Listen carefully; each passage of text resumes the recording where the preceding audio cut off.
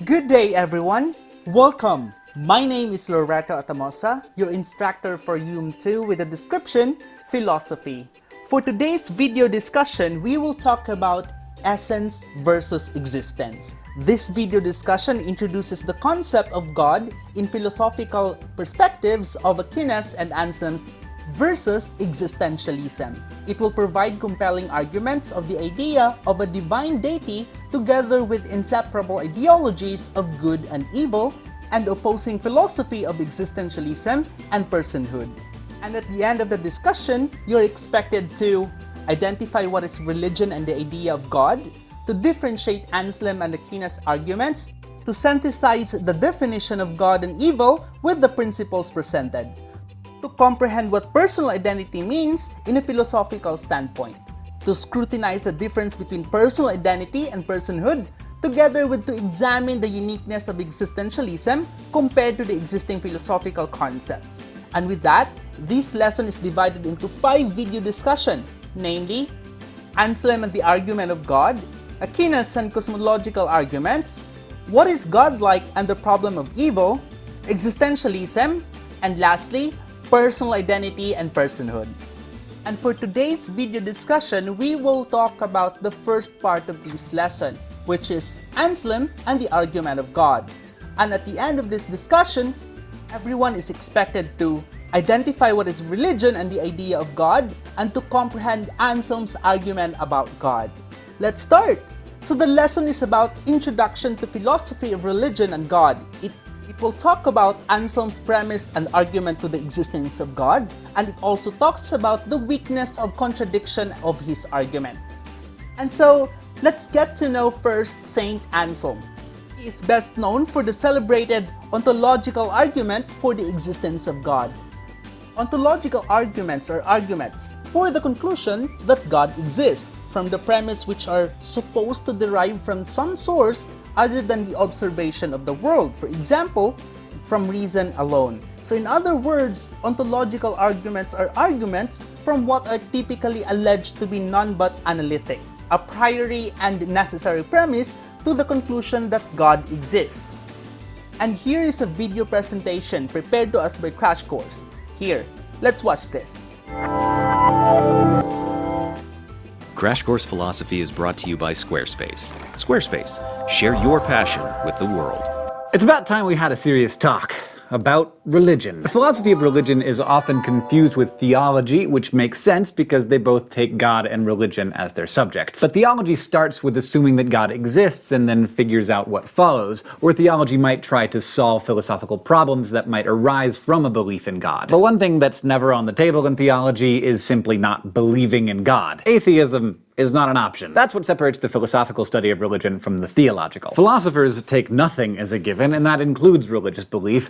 Everything is on the table, and everything needs an argument. So no area of belief is sacred, and that means even your sacred beliefs are going to need to be examined, and evidence will need to be given. Some people say that religion is the one area where you don't need arguments, that faith alone is enough. But philosophers don't take faith for an answer. After all, I might have faith that the moon is made of green cheese. So what? Faith is definitionally unprovable, which makes it, from a philosophical perspective, not valuable. So if you're a theist, now's the time to offer some justifications for your beliefs. And if you're an atheist, it's time for you to pay attention too. No one's off the hook. We all need to pay attention to these arguments because religion is hugely important. Can you think of many things that have been as influential in shaping human history than religious belief? Probably not. So if we can get to the bottom of it, we should.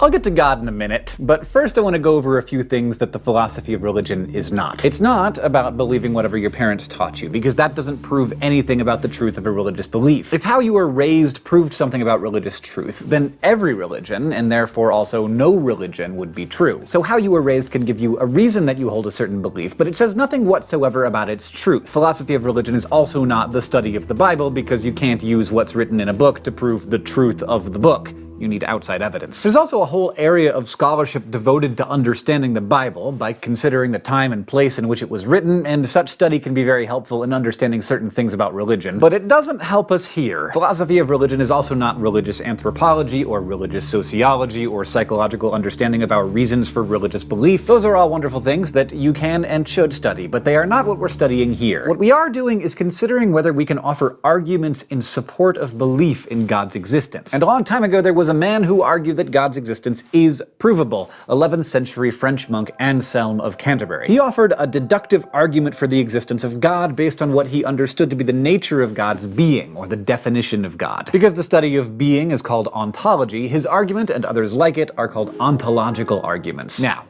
what do you think God is like? Long, flowing white beard, robe to match, nice guy, hard to reach on the phone. Well, Anselm aimed a little bit higher. In fact, he thought God is, by definition, the best possible thing we can imagine. The best thing. Just try to think of the coolest, awesomest, most amazing and wonderful thing you can imagine, and whatever you're thinking of, Anselm said that God is better. He's just the best. In Anselm's words, God is that than which no greater can be conceived. So what does that mean? Well, it means that God must exist, according to Anselm. After all, he pointed out there are just two ways in which something can exist. Something can exist only in our minds and be strictly imaginary, like Santa or unicorns, or it can exist in our minds but also in reality, like pizza and horses, something that we can imagine, but that's also real. Anselm pointed out, and he does appear to be right about this, that any good thing would be better if it existed in reality as well as in our minds. I mean, unicorns, they're pretty great. But wouldn't they be better if they were real? Or the perfect romantic partner. Smart, funny, hot, likes the same movies and games that you do, pretty rich, would be pretty nice in your mind, but even better if they actually existed. Well, Anselm thought so too, and from there he believed he could prove God's existence. Because if we define God as the greatest thing that we can conjure up in our minds, the only thing that could possibly be greater than him would be a real version. And since we're already imagining the greatest thing possible, there can't be anything better, therefore God has to exist both in imagination and in reality. Anselm was sure that he had done it, deductively proven God's existence in a way that was immune to error. Here it is one more time, laid out as a philosophical argument. God is the greatest thing we can think of. Things can exist only in our imaginations, or they can also exist in reality. Things that exist in reality are always better than things that exist only in our imaginations. If God existed only in our imaginations, he wouldn't be the greatest thing that we can think of, because God in reality would be better, therefore God must exist in reality. Anselm thought this was a tidy little argument, but one of his contemporaries, a fellow French monk named Guanelot, wasn't satisfied. He suggested that we could run the same line of reasoning to prove the existence of literally anything we can imagine. He came up with an argument with the exact same formal structure as Anselm's to prove that a mythical lost island exists. He proposed, the best island I can imagine is one where I can swim and relax on a tropical beach and ski down snow-covered mountains all in one afternoon. I can imagine it, so it must exist. Otherwise, it wouldn't be the best island. There would be one better, and that one would have to be real. Basically, Guanelot said, you could make the same kind of argument to prove the existence of whatever you most wanted, but it wouldn't make it real. Anselm responded to Guanelot's criticism by saying that he'd missed the point, that the argument only works for necessary beings, of which there is only one. God. Folks, what we have right here is a classic example of the fallacy known as begging the question. A fallacy is a flaw in reasoning, something that weakens or destroys an argument, and when you beg the question, you assume the very thing you're trying to prove with your argument. By adding this idea of a necessary being to his definition of God, Anselm makes God's existence a part of the definition of God. A necessary being is one that must exist, so Anselm's response assumed the very point of contention to be true, that God exists. Other philosophers since Anselm have tried to save his argument by tweaking it in various ways, and dissenters have continued trying to deflate them. One of the most famous objections came hundreds of years after Anselm's time from the 18th century German philosopher Immanuel Kant. Kant offered the point that, as he put it, existence is not a predicate. A predicate is just something that's said of another object. And Kant thought Anselm's mistake was in thinking that existence is something that can be predicated upon a thing or used as a defining characteristic. For example, if a triangle exists, it necessarily has three sides, but it could be that no triangle exists at all because the idea of existence isn't part of how we define a triangle. Likewise, Kant would say, if God exists, then he must be the greatest being that we can imagine, but that does not mean that he does exist. Predicates add to the essence of their subjects, Kant explained, but they can't be used to prove their existence. British philosopher John Wisdom came up with a thought exercise that sounds a lot like a debate over an ontological argument. It's called The Parable of the Invisible Gardener, which brings us to this week's Flash Philosophy. Let's go to the thought bubble. Person A and Person B return to a garden after a long absence and notice that a few of its plants are still thriving. Person A says a gardener must have been tending the garden while they were gone. Person B doubts this is true, so they agree to wait and see if a gardener shows up. After some time passes, they see no one, so Person A says the gardener must be invisible. So they put up traps and bring in bloodhounds to catch him. When no one is found, Person A says the gardener must be intangible as well as unsmellable. To which B replies, what's the difference between an invisible, intangible, unsmellable, entirely undetectable gardener and no gardener at all? Thanks, Thought Bubble. Can you guess who A and B are really talking about? To give you a sense of how long this back and forth has been going on among philosophers trying to either prove or disprove the existence of God, John Wisdom came up with this parable in 1944, nearly 1,000 years after Anselm and Guanilo. Today, we introduced a new area of philosophy of religion, and we learned about Anselm's argument for God's existence, while also considering objections to that argument. An important point to note here is that both Guanilo and Kant agreed with Anselm's conclusion. They also believed in God's existence.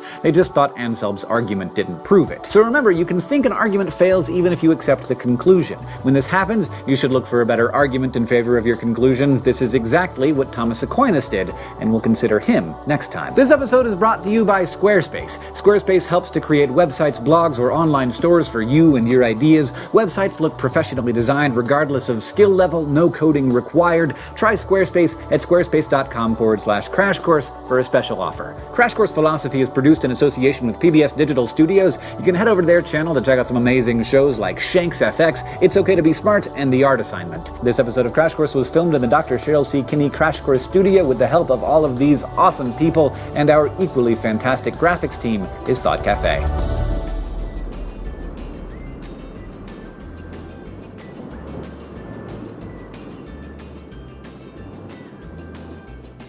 What an amazing presentation, right?